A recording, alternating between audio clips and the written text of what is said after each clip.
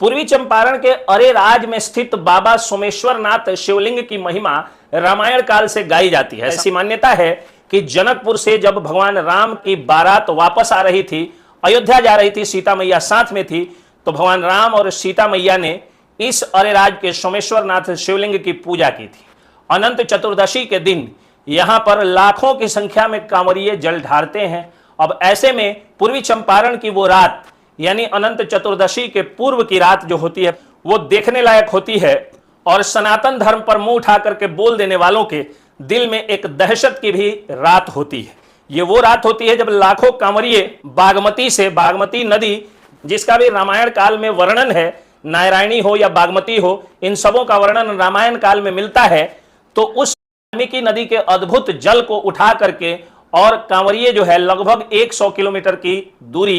की यात्रा, पद यात्रा एक रात में तय करके और सुबह जाकर के बाबा सोमेश्वरनाथ शिवलिंग पर जलार्पण करते हैं। बाबा सोमेश्वरनाथ शिवलिंग पर जल अर्पण करने से आपकी सारी मनोकामनाएं पूर्ण होती है और सनातन धर्म के विरोधियों को एक रात में ही, जो सनातन धर्मी भाई बहन हैं, वो सभी लोग ये बात बताते हैं कि हाँ, हम सनातनी कमजोर नहीं हैं। यहां मेरा सनातनी कहने का तात्पर्य संघी डॉक्टर चंद्र सुभाष के द्वारा दिया गया एक शब्दार्थ, एक शब्दावली से है, जिसका अर्थ होता है वह व्यक्ति जो भारत में रह करके राष्ट्रवादी हो, चाहे वह हिंदू हो, चाहे मुसलमान हो, चाहे सिख हो, चाहे ईसाई हो, चाहे अगड़ा हो, पिछड़ा हो, दलित हो, ब्राह्मण हो, वैश्य हो या क्षत्रिय हो,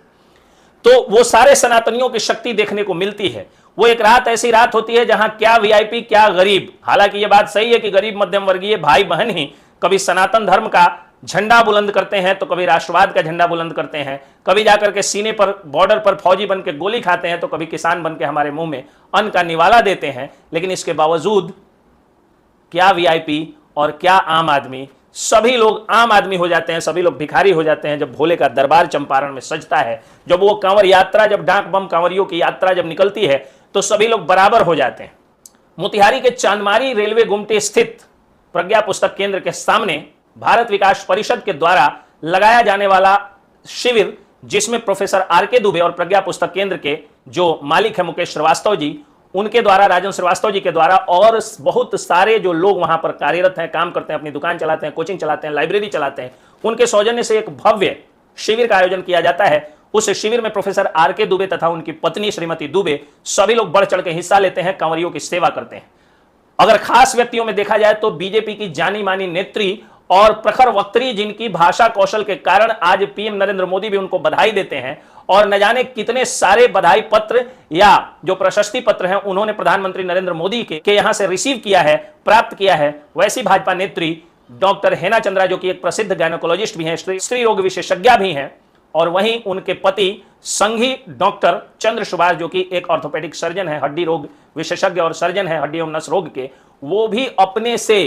कांवरिया बंधुओं के पैर पर स्प्रे छिड़कते, पानी छिड़कते, पानी देते, जूस देते, फल देते, केला देते, इत्यादि चीजों को देते हुए नजर आए। मैं भी था, मेरी पत्नी डॉक्टर आकांक्षा प्रियंका भी थी, सभी लोग वहां पर सेवा करते हुए नजर आए, सभी लोग सेवार्थ जुटे हुए थे। और ये इकलौता शिविर नहीं था, शिविर बागमती घाट से लेकर के अरेराज मंदिर तक लगा हुआ था और सारे शिविर में लोग सेवा कर रहे थे। भारत विकास परिषद द्वारा आयोजित ये जो शिविर है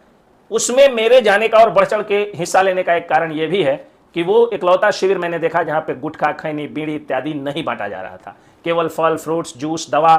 स्प्रे, पानी, मिनरल वाटर की व्यवस्था थी और कांवरिया भक्त बंधुओं के लिए वो सारी व्यवस्था थी जिससे उनका डाक बम जाने का जो दर्द है वो कम हो जाए। उसमें क्या डॉक्टर, क्या पुलिस अफसर, क्या वकील, क्या पत्रकार, क्या प्रोफेसर, क्या शिक्षाविद, सभी लोगों ने बढ़ चढ़ करके हिस्सा लिया। तस्वीरों में आप देख सकते हैं कि किस तरह से सारे लोगों ने